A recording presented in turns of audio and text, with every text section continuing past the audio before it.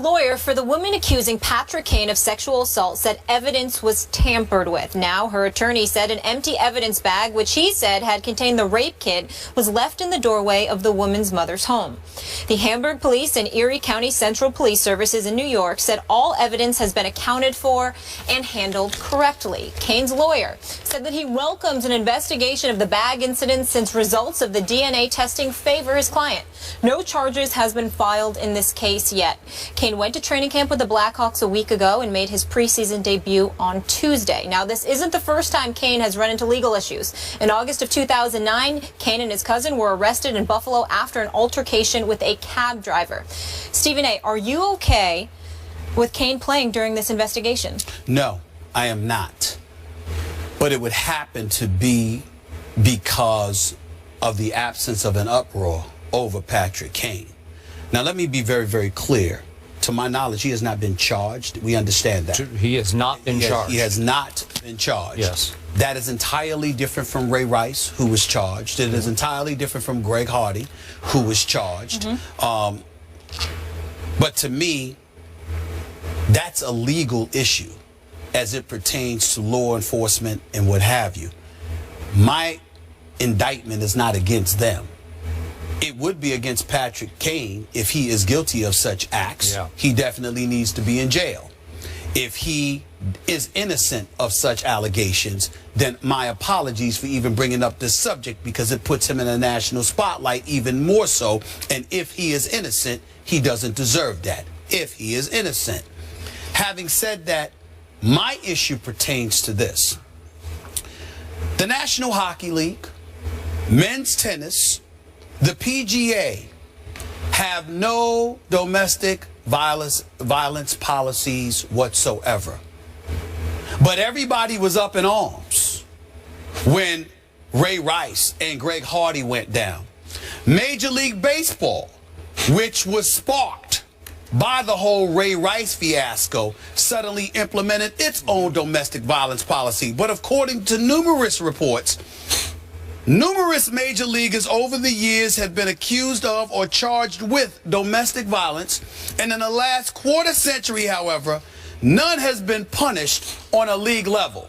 So let's add Major League Baseball to that list. Okay. Major League Baseball, even though they have a policy, okay, didn't have one. No league level, ramifications came down on players or managers, by the way, okay, because Bobby Cox, formerly of the Atlanta Braves, certainly had his issues. Nothing with the PGA, nothing with tennis, nothing with the National Hockey League. Does anyone see a pattern here? These are predominantly white-dominated sports. But when it comes to the National Football League and when it comes to the National Basketball Association, everybody is up in arms talking about there's an epidemic going on. Let's address it. Now, let me be very, very clear. I am a black man, unapologetically. I have never been involved in domestic violence in my life. I have never put my hands on a woman in my entire life. And I'm here to vouch for a vast majority of players in the National Football League and the National Basketball Association who happen to be black, who have never done such things. But when you see the few incidences that have taken place, and you see the uproar, and you see a nation standing up and saying this is a problem that we have to address, to the point where Roger Goodell's job was supposed to be on the line until the owner stepped up and said, we think he's doing a fine job, compelling Adam Silver to then step in and to make sure that something was implemented as it pertained to that, and that was publicized. You had two leagues in the United States of America that had to stand up front and center and say, this is definitely an issue that we will address. We have given it the attention that it deserves. But you have a guy who is a star in the National Hockey League who is being accused of such things, not charged, I understand that, but is being accused of such things. And I don't see an uproar. I don't see, I'm not saying it hasn't been reported. ESPN has reported it on SportsCenter. Yeah. Various publications have written about it. I'm talking about the public uproar when it comes to this. And I'm going to repeat this again.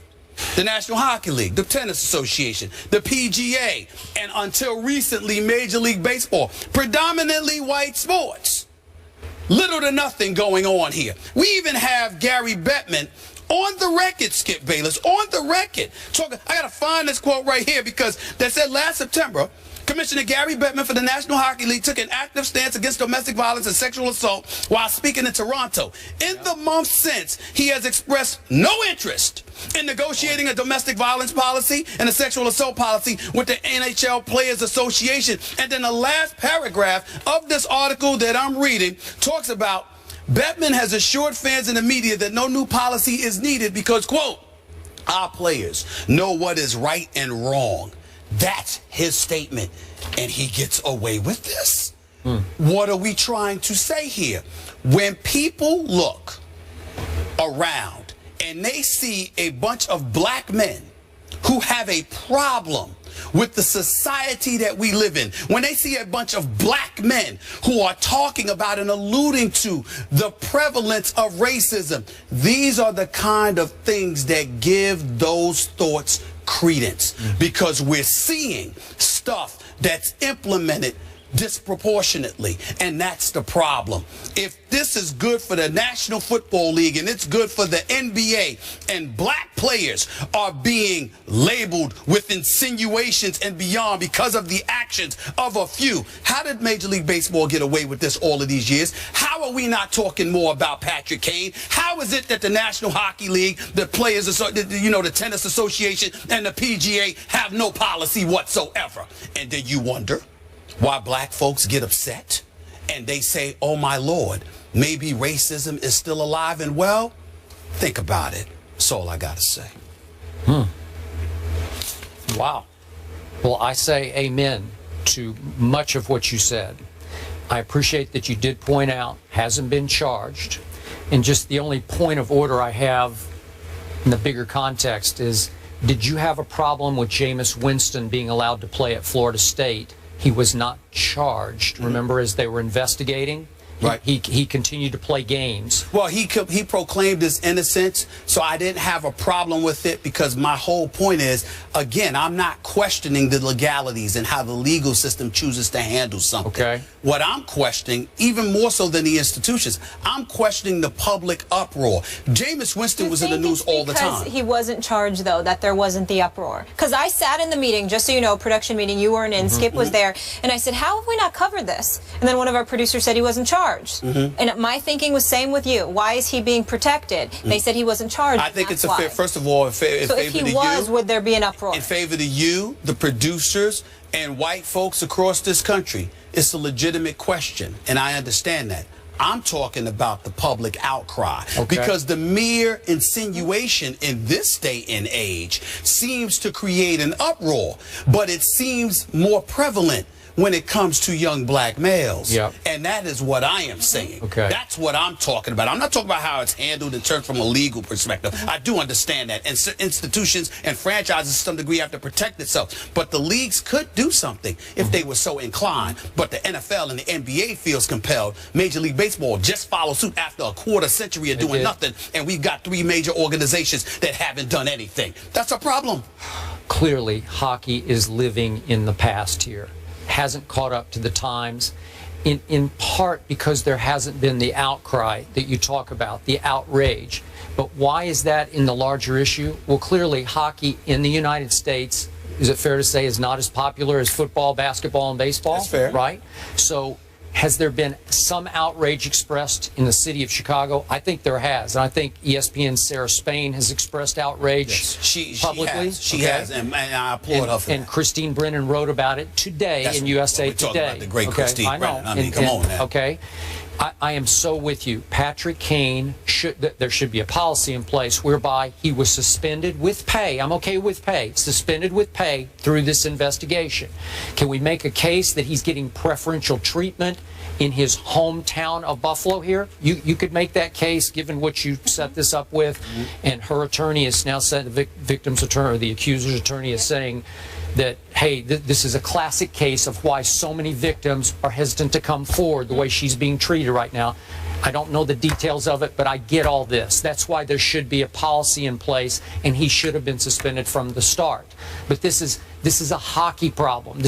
I'm not sure it's a race issue as much right now. What we're talking about is a hockey issue. Is that fair to say? Well, not for me, because I don't blame you for taking that position, but not for me, because what I'm seeing and what a lot of black males are seeing is that to some degree, black men could potentially be stereotyped by the actions of a few. That's fair. So it's incredibly important to us that when something else happens that doesn't involve black men, but it involves criminal activity, that gets highlighted and illuminated just as much, so we can understand it is a problem across the board, not just when it's pertaining to young black men, because you don't want to give that impression, because we got young black men on the come up who are obeying the law and are acting like civilized citizens, who are good young men who don't deserve to be stereotyped. Okay, fair enough. Great. Now help me here, educate me to this question, because I don't know the answer to it. What would really be glaring, and since you brought it up, hockey has about 5% of its players are black out of, what is it, 600. So that's 30 out of 600. That's give or take a couple. Okay. 5%. I didn't know it was that much, but go ahead. So if one of those players had immediately been suspended with pay during an investigation, and then Patrick Kane wasn't suspended during an investigation, you could certainly cry race there, right? But that hasn't happened. That's not your point. That's right. Are you with me? I'm totally with you. That would be glaring. That would just be outrageous within the sport of hockey. I'm not accusing hockey of protecting one of its own while throwing another of its own to the wolves. They have obviously, an absence of sensitivity to some degree as it pertains to this issue as a league. I believe that in this day and age, the PGA can be accused of the same thing based on the fact that they have no policy. And the ATP. What I'm trying to say, however, is this: as a black man, we recognize that it's hard out there, particularly when the actions of a few potentially taint the many and contribute to stereotypes we already believe was in existence for decades, if not longer.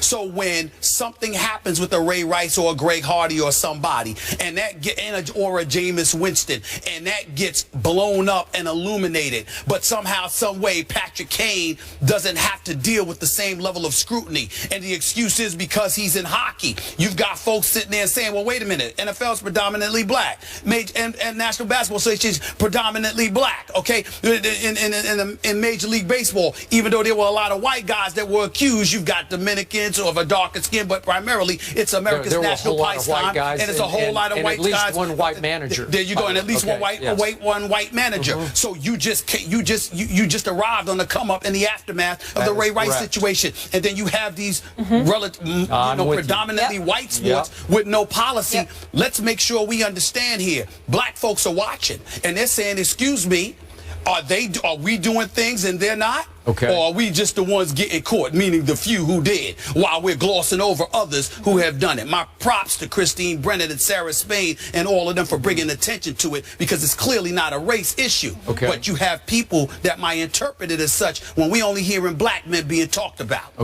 I love what you said. This is a major reason I love doing this show with you, that you have the courage to step up to that plate and take that kind of stand. I respect that. Thank you. Thank you. Stephen A., fair to say that the NFL, is a reactionary league?